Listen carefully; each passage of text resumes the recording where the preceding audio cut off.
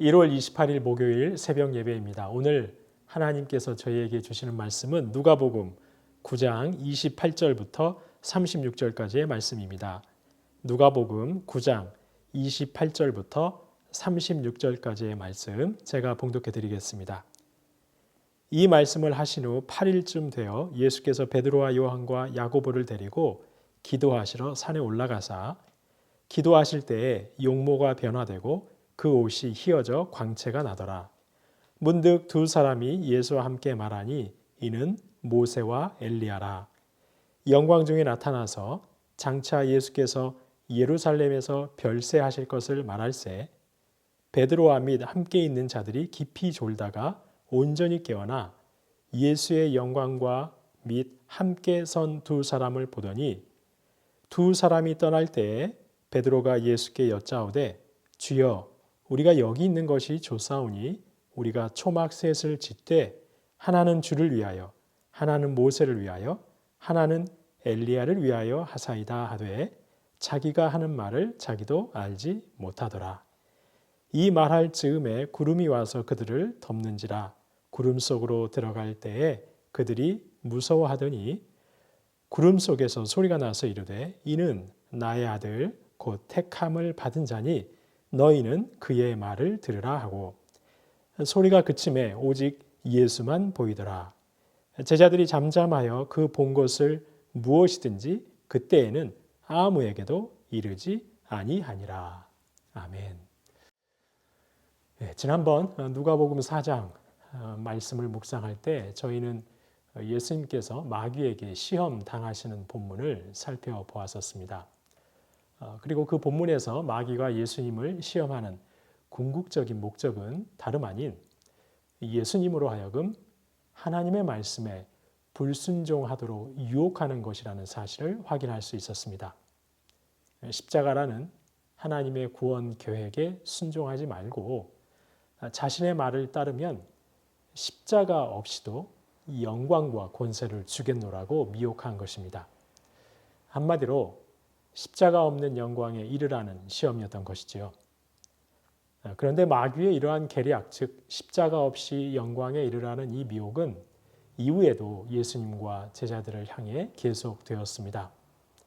당장 오늘 본문만 보아도 베드로는 이 생각에서 벗어나지 못하고 있었던 것을 볼 수 있습니다. 오늘 본문은 예수님이 산 위에서 영광스러운 모습으로 변화되시는 사건입니다. 베드로와 야고보와 요한을 데리고 기도하시러 산 위에 올라가셨는데 기도하실 때 예수님의 얼굴이 변하고 옷이 휘어지고 광채가 반한 것입니다. 그리고 그 순간 모세와 엘리야가 나타나 예수님과 함께 이야기를 나눕니다. 그 이야기는 오늘 본문 31절에서 보듯이 장차 예수님이 예루살렘에서 별세하실 것에 대한 내용이었습니다. 예루살렘에 올라가신 예수님이 십자가에 달려 돌아가실 것에 대한 이야기를 나누고 있었던 것입니다. 졸다가 깨어난 베드로는 이 모습을 보고 감격했습니다. 감격한 나머지 이 산 위에 초막 셋을 지어서 모세와 엘리야와 예수님을 모시겠다고 제안합니다. 하늘에서 내려온 모세와 엘리야 그리고 영광스럽게 변하신 주님을 뵙고 너무 흥분한 나머지 엉뚱한 제안을 하고 만 것입니다.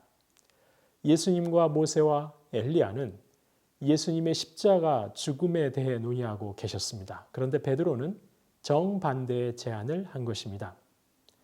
산에서 내려가 십자가의 길을 가시기보다 그냥 영광스러운 이곳에 함께 거하자고 그야말로 터무니없는 말을 하고 만 것입니다.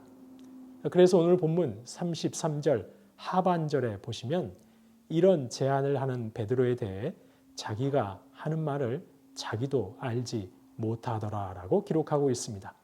횡설수설하고 있다는 것이죠. 이에 하나님께서 말씀하십니다. 35절 말씀입니다. 구름 속에서 소리가 나서 이르되 이는 나의 아들 곧 택함을 받은 자니 너희는 그의 말을 들으라. 그런 어리석은 소리하지 말고 너희는 그의 말을 들으라는 겁니다. 십자가를 향해 가시는 예수의 말을 들어라. 그를 따르라는 말씀인 것입니다. 성도님 여러분, 하나님께서 말씀하시고 예수님께서 친히 저희에게 보여주시는 길은 십자가의 길입니다. 그리고 그 십자가 고난 후에 오는 부활의 영광입니다. 십자가와 부활입니다. 하지만 세상은 끊임없이 저희를 미혹합니다. 십자가 없이도 영광에 이를 수 있다고 유혹합니다. 이 땅에서의 작은 영광에 취하여 자꾸만 십자가 고난을 외면하도록 하는 것입니다. 하지만 성도님 여러분, 십자가 없는 영광은 결코 없습니다. 십자가 없이 영광에 이르는 길은 단연코 없습니다. 그러기에 저희는 그 완전한 부활의 영광을 바라보며 지금 이곳에서 먼저 십자가의 길을 걸어가야 합니다. 소소하고 사라져버릴 영광, 그런 부질없는 영광에 취해 십자가를 잊어서는 결코 안 되는 것입니다. 그럼 이 시대를 살고 있는 교회와 성도가 따라야 할 주님의 십자가의 길은 무엇일까요? 지금 저희가 먼저 걸어가야 할 십자가의 길은 어떤 것이라고 할 수 있을까요? 물론 저희가 겪고 있는 육체적 연약함이라고 할 수도 있습니다. 가난과 질병과 어려운 환경들이라고 생각할 수도 있습니다. 하지만 성도님 여러분, 주님께서 말씀하신 주님과 함께 걸어야 할 십자가의 길은 다른 것이 아닙니다. 복음 때문에, 예수님 때문에 포기하고 내려놓아야 할 것을 말합니다. 주님의 영광과 복음의 전파를 위해 내가 포기하고 감당해야 할 것, 그것이 바로 저희가 따라야 할 십자가의 길을 말한다는 것입니다. 그렇다면 바이러스의 위협을 살고 있는 이때에 교회와 성도가 걸어야 할 십자가의 길은 자명합니다. 그것은 다름 아닌 타인의 안전을 위해 나의 욕심과 계획은 잠시 내려놓는 것입니다. 교회가 기꺼이 교회의 전통과 신앙에 있어서 당연한 것들을 잠시 멈추는 것입니다. 솔로몬이 성전을 봉헌하면서 고백했던 것처럼 하나님께서는 아니 계신 곳이 없으신 하나님이십니다. 그래서 이 비대면의 상황, 그 어느 곳에서 예배 드리든 하나님께서는 임재하시고 그 예배를 받아주십니다. 물론 비대면 예배가 길어질수록 예배에 집중하기도 어렵고 예배의 감격 또한 조금씩 사그라드는 것을 부인할 수 없습니다. 뭔가 아쉬운 마음을 지울 수 없습니다. 그럼에도 교회와 성도가 그런 손해를 감수하면서 방역의 수칙을 잘 따르는 것, 그것이 바로 이 사회를 위한 배려인 것이죠. 교회 밖의 사람들을 위해 성도가 기꺼이 걸어가야 하는 십자가의 길이 아닐까 싶습니다. 또한 더 나아가 이러한 비대면 예배 가운데서도 더욱 말씀과 기도와 예배의 자리를 지켜내려고 저희는 온 힘을 다해 고군분투해야 할 것입니다. 당연히 온라인 예배가 쉽지 않은 개척교회들, 미자립 교회들은 예외일 수 있습니다. 그분들에게도 무작정 이 십자가의 길을 같이 가야 한다고 강요하는 것은 무리일 수 있을 것입니다. 하지만 비교적 온라인 예배가 잘 이루어지고 있는 새순교회 그리고 새순교회 정도의 규모가 있는 교회들이라면 방역 수칙을 잘 따라야 할 것입니다. 교회 밖의 사람들이 안심할 수 있도록 교회가 그렇게 처신해야 할 것입니다. 감내해야 할 부분들이 있겠지만 바로 이것이 지금 여기서 저희가 걸어가야 하는 십자가의 길이 아닌가 싶은 것입니다. 또 한 가지 더 저희가 생각해 볼 수 있는 십자가의 길은 어려운 형편에 처한 이들을 향한 직접적인 돌봄입니다. 사실 비대면이 길어지면서 힘들게 살던 분들이 더 힘든 상황이 되고 말았습니다. 교회 안에서도 마찬가지입니다. 그런 분들을 섬기고 돕는 데 교회가 좀 더 힘을 쓰는 것, 이전에 없던 관심과 지원을 아끼지 않는 것, 이것이 바로 지금 이곳에서 교회가 걸어가야 할 십자가의 길이 아닌가 싶은 것입니다. 그런데 성도님 여러분, 손해보고 감내해야 할 부분이 많이 있지만 저희는 이 십자가의 길을 기쁨으로 따를 수 있습니다. 왜냐하면 십자가 뒤에는 반드시 부활의 영광이 있기 때문입니다. 한 걸음 한 걸음 주님 따라갈 때 세상 모든 영광과는 비할 수 없는 놀라운 주님 부활의 영광은 저희에게도 그대로 임할 것이기 때문입니다. 성도님 여러분, 저와 여러분, 그리고 광주 세순교회가 작고 소소한 영광, 십자가의 희생과 섬김과 낮아짐 없는 이 땅의 영광이 아니라 십자가 이후에 주님께서 주시는 하늘의 영광, 그 완전하신 부활의 영광을 소망하시기 바랍니다. 바이러스로 인해 급격하게 변화된 이 세상에서 교회와 성도는 과연 어떻게 하는 것이 십자가를 따르는 것인지를 깊이 묵상하시면서 십자가의 길을 올곧이 걸어가시는 저와 여러분, 그리고 광주 세순교회가 되시기를 주님의 이름으로 축원합니다. 주신 말씀 기억하며 기도하겠습니다. 하나님, 세상의 사소한 영광이 아니라 십자가 희생과 섬김과 낮아짐 뒤에 올 부활의 영광, 그 완전하신 하늘의 영광을 소망하는 저희가 되게 하옵소서. 바이러스로 급격하게 변화된 세상에서 어떻게 하는 것이 주님을 따르는 것인지 묵상하고 온 교회와 성도가 십자가의 길을 올곧이 걸어가게 하여 주옵소서. 주신 말씀 기억하면서 함께 기도하겠습니다.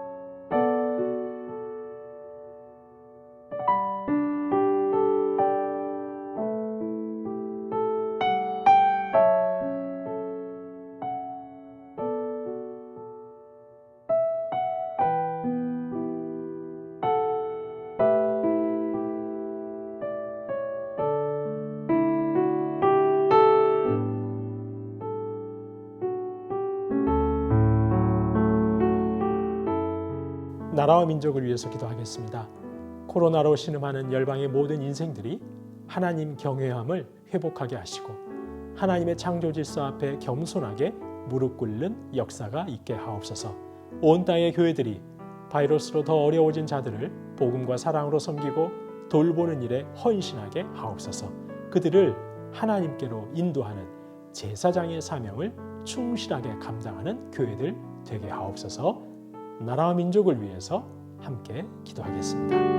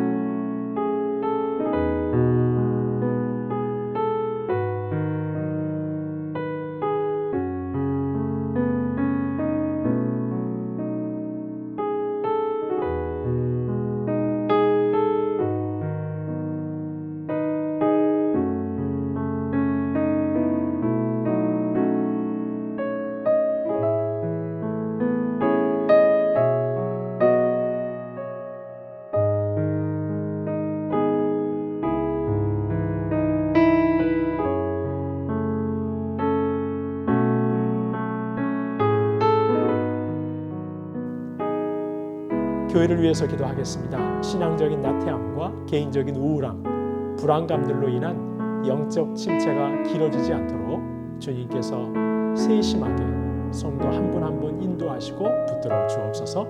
단임 목사 청빙의 과정에 하나님의 선하신 뜻만이 드러나게 하시고 하나님께서 기뻐하시는 새로운 단임 목사님이 청빙되게 하옵소서. 군 복무 중인 자녀들, 진학과 취업을 위해 쓰는 자녀들과 가장들을 위해 또한 결혼의 길, 태의 문도 열어주시도록 이러한 기도 제목 가지고 저희가 교회를 위해서 한 마음으로 기도하겠습니다.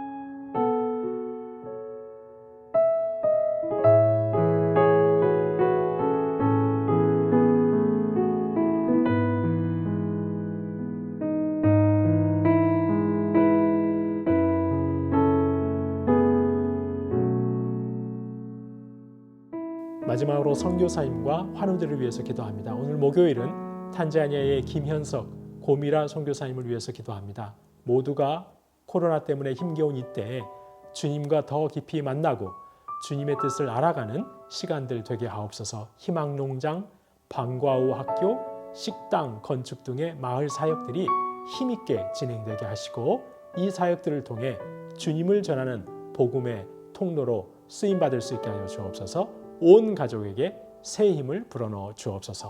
김인혜 집사님, 정임 집사님, 김영자 권사님, 김찬준 집사님, 정순금 권사님, 김봉남 권사님, 조금열 집사님, 안행순 집사님, 최혁기 성도님, 김도아 성도님, 질병과 어려움에 처한 모든 분들에게 하나님의 치유와 회복이 넘치게 해달라고 이 시간 선교사님과 환우들을 위해서 마지막으로 한 마음으로 기도하도록 하겠습니다.